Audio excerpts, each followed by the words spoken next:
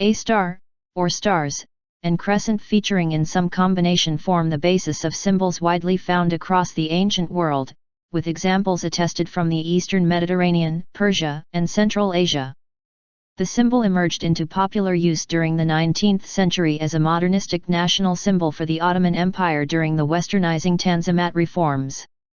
The Ottoman flag of 1844 with a white ay-yıldız, Turkish for star-crescent, on a red background continues to be in use as the flag of the Republic of Turkey with minor modifications. Other states formerly part of the Ottoman Empire also used the symbol, including Tunisia, 1831, Libya, 1951-1969 and after 2011, and Algeria, 1958. The same symbol was used in other national flags introduced during the 20th century, including the flags of Azerbaijan, 1918, Pakistan, 1947, Malaysia, 1948, and Mauritania, 1959. In Unicode, a star and crescent symbol is encoded at U+262A. The star and crescent appear, used in combination, in and around ancient Israel. It has been associated with the Moabites, 14th or early 13th-6th century BC, as the symbol or symbols appear on what are thought to be Moabite name seals. Crescents appearing together with a star or stars are a common feature of Sumerian iconography, the crescent usually being associated with the moon god Sin, Nana to the Sumerians, and the star, often identified as Venus, with Ishtar, Inanna to the Sumerians. However, in this context, there is a third element often seen, that being the sun disk of Shamash. Academic discussion of a star or stars together with crescents in Sumerian representations does not always clearly indicate if they appear in isolation, the star and crescent as such, or as part of a triad of symbols, the three celestial emblems, the sun disk of Shamash, U2 to the Sumerians, the crescent of Sin, Nana, and the star of Ishtar, Inanna to the Sumerians, or the crescent of Sin, the moon god, the star of Ishtar and the ray of Shamash. 5 Nevertheless, later use of the star and crescent by the Parthians, and other Iranian dynasties is often traced to earlier use in Mesopotamia.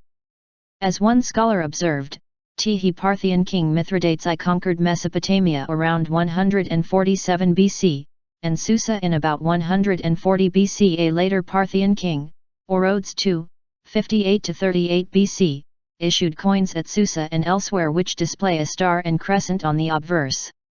The succeeding ruler, Phraates IV, 38–3 halves BC, minted coins showing either a star alone or a star with crescent moon. In representing the star and crescent on their coins, the Parthians thus adopted traditional symbols used in Mesopotamia and Elam more than 2 millennia before their own arrival in those parts. Along these lines, some scholars maintain that later use of the symbol arose from Babylonian mythology, in which the juxtaposition of Sin, moon god, father of time, and Shamash, supreme ruling sun god, judge of heaven and earth, was a metaphor for the cosmic powers given to the Babylonian king to rule. The star and crescent was also the emblem of Mithridates VI Eupator. His royal emblem, an 8-rayed star and the crescent moon, represented the dynasty's patron gods, Zeus Stratios or Ahura Mazda, and Men Pharmakou, a Persian form of the native moon goddess. Other scholars have suggested that the star and crescent are more directly related to the cult of the god Mithra. Ustinova associates the star and crescent motif attested in a number of finds in the Bosporan kingdom, which date from the 5th century BC to the 1st century AD, with the cult of Mithras, and indicates the star and the crescent together constituted the emblem of Pontus and its kings, asserting that it was introduced to the Bosporus by Mithridates and his successors, where it is attested on coins, locally produced jewelry and other objects. She suggests that this emblem indicates the possibility of an earlier association of the Pontic dynasty with the cult of mounted Mithra. Mithra in fact must have been one of the most venerated gods of the Pontic kingdom, since its rulers bore the theomorphic name of Mithridates, although direct evidence for this cult is rather meager. McJing also notes the association of the star and crescent with Mithridates VI, discussing its appearance on his coins, and its survival in the coins of the Bosporan kingdom, where Th star and crescent appear on Pontic royal coins from the time of Mithridates III and seem to have had oriental significance as a dynastic badge of the Mithridatic family, or the arms of the country of Pontus. As a Turkish scholar has observed, the significance of the star and crescent on royal coins has also been frequently debated. Many scholars have identified the star and the crescent as royal symbols of the Pontic kingdom. Their appearance on every royal issue suggests they were indeed important symbols, and the connection of this symbol to the royal family is definite. The nature of it, however, is still uncertain. Kleiner believed they were symbols of an indigenous god and had their origins in Persia. He associated the star and crescent with the god Men and saw them as representations of night and day. The star may be considered the sun here. Ritter, on the other hand, suggested that the star and crescent symbols derived from Perseus, just as the star symbol of the Macedonians did. Ma and Mithras are two other deities with whom the star and crescent symbol are associated. Olshausen believed that the star and crescent could be related to a syncretism of Pontic and Iranian iconography, the crescent for men and the star for Ahura Mazda. Recently, Summerer has convincingly suggested that Men alone was the inspiration for the symbol on the royal coins of the Pontic kingdom. A combined star and crescent motif is commonly found on later coins minted by the Sassanids. This has led some researchers to suggest that Muslims adopted the symbol in the context of its use by Sasanian rulers. After describing the crowns of a number of Sassanid kings, which featured a crescent, sphere, and crescent, or star and crescent, Ayatollah he remarks, Sasani coins remained in circulation in Muslim countries up to the end of the 1st century, Hijra. This detailed description of Sasani crowns was presented because the motifs mentioned, particularly the crescent and star, gradually changed into Islamic symbols and have often appeared in the decorative patterns of various periods of Islamic art. This author asserts that the flags of many Islamic countries bear crescents and stars and are proof of this Sasani innovation. By the late Hellenistic or early Roman period, the star and crescent motif had been associated to some degree with Byzantium. If any goddess had a connection with the walls in Constantinople, it was Hecate. Hecate had a cult in Byzantium from the time of its founding. Like Bizaz in one legend, she had her origins in Thrace. For example, some Byzantine coins of the 1st century BC and later show the head of Artemis with bow and quiver, and feature a crescent with what appears to be a six-rayed star on the reverse.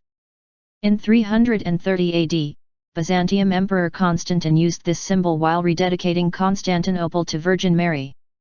According to accounts which vary in some of the details, in 340 BC the Byzantines and their allies the Athenians were under siege by the troops of Philip of Macedon. On a particularly dark and wet night Philip attempted a surprise attack but was thwarted by the appearance of a bright light in the sky. This light is occasionally described by subsequent interpreters as a meteor, sometimes as the moon, and some accounts also mention the barking of dogs. However, the original accounts mention only a light in the sky, without specifying the moon.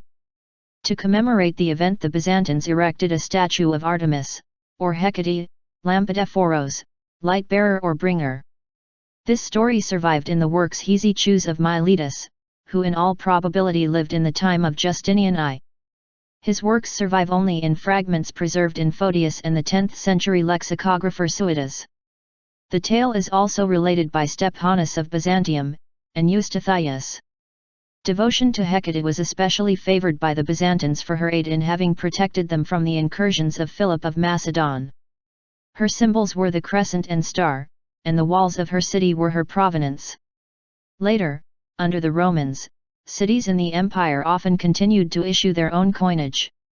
Of the many themes that were used on local coinage, celestial and astral symbols often appeared, mostly stars or crescent moons. The wide variety of these issues, and the varying explanations for the significance of the star and crescent on Roman coinage precludes their discussion here.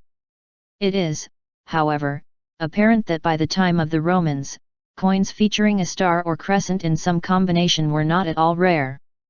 In the Middle Ages, the star and crescent combination was not associated with Islam, and does appear in Christian iconography. The use of the crescent symbol, without the star, on Muslim flags is first seen by Europe during the Crusades. Flags showing crescents appear in depictions of flags from the 14th century, in the Libro de Conocimiento and the Catalan Atlas. In these early examples, the crescent mostly pointed upward. 14th century Muslim flags with an upward pointing crescent in a monocolor field included the flags of Gabes, Tlemcen, Tilimsi, Damas and Lucania, Cairo, Mahdia, Tunis and Buda. Evidence of crescent use is also found in the 14th century blue ensign of Nubia/Dongola, documented by Angelino Dulcert in 1339, and yellow ensign of the Mamluks of Egypt. Flags with crescents facing the fly are attested from the 17th century. In the late Middle Ages it became fashionable to show attributed arms for historical and legendary individuals. Virgil Solus in his Wapenbuch line, 1555, shows such fictitious coats of arms for the three magi, the coat of arms attributed to Balthasar as a yellow star and crescent on a blue field. Later in the 16th century, the Cornic Neoric armorial shows a white star and crescent on a red field as the coat of arms of Illyria. The origin of the crescent and star symbols used by Turkic peoples goes back to the Tengrism era. Crescent represents the moon god, Ay-Ada, and the star represents the sun god, Gun-Ana. Coins of the Turkic Khaganate found in the various excavations in Kyrgyzstan and Uzbekistan, belonging years 576 to 600, proved that Turkic peoples were using star and crescent before Islam as their symbol. It has been suggested that the star and crescent used in Ottoman flags of the 19th century had been adopted from the Byzantines. Franz Babinger, 1992, suggests this possibility, noting that the crescent alone has a much older tradition also with Turkic tribes in the interior of Asia. Parsons, 2007, considers this unlikely, as the star and crescent was not a widespread motive in Byzantium at the time of the Ottoman conquest. Turkish historians tend to stress the antiquity of the crescent, not star and crescent, symbol among the early Turkic states in Asia. In Turkish tradition, there is an Ottoman legend of a dream of the eponymous founder of the Ottoman house, Osman I, in which he is reported to have seen a moon rising from the breast of a Muslim judge whose daughter he sought to marry. When full, it descended into his own breast. Then from his loins there sprang a tree, which as it grew came to cover the whole world with the shadow of its green and beautiful branches. Beneath it Osman saw the world spread out before him, surmounted by the crescent. The Mughal emperors were members of the Timurid dynasty which was of Central Asian Turco-Mongol origin. The Mughal Emperor Shah Jahan, r. 1628–1658, is known to have inlaid the crescent and star symbol upon his personal shield. Citation needed. And his son Aurangzeb, r. 1658–1707, is known to have used similar shields and flags containing an upward star and crescent symbol. The Nawab of the Carnatic in the first half of the 19th century also appears to have used flags with a star and crescent symbol. During the 1950s to 1960s, the symbol was reinterpreted as the symbol of Islam or the Muslim community. The symbolism of the star and crescent in the flag of the Kingdom of Libya, 1951–1969, was explained in an English-language booklet, The Libyan Flag and the National Anthem, issued by the Ministry of Information and Guidance of the Kingdom of Libya, year unknown, cited after Jos Poels at FOTW, 1997, as follows: the crescent is symbolic of the beginning of the lunar month according to the Muslim calendar. It brings back to our minds the story of Hijra, migration, of our Prophet Muhammad from his home in order to spread Islam and teach the principles of right and virtue. The star represents our smiling hope, the beauty of aim and object and the light of our belief in God, in our country, its dignity and honor which illuminate our way and puts an end to darkness. By the 1970s, this symbolism was embraced by movements of Arab nationalism or Islamism, such as the proposed Arab Islamic Republic, 1974, and the American Nation of Islam, 1973. Some star and crescent designs appearing in other contexts, sometimes unrelated to either the Turkic peoples or Islam, other times influenced by them. The people-nation street gangs have been known to use a star and crescent. The Leliwa coat of arms, one of Poland's many coats of arms adopted by several families, used the star and crescent. One of the families that adopted it was the Tarnowski family, and its usage is reflected on the arms of several Polish and Ukrainian towns.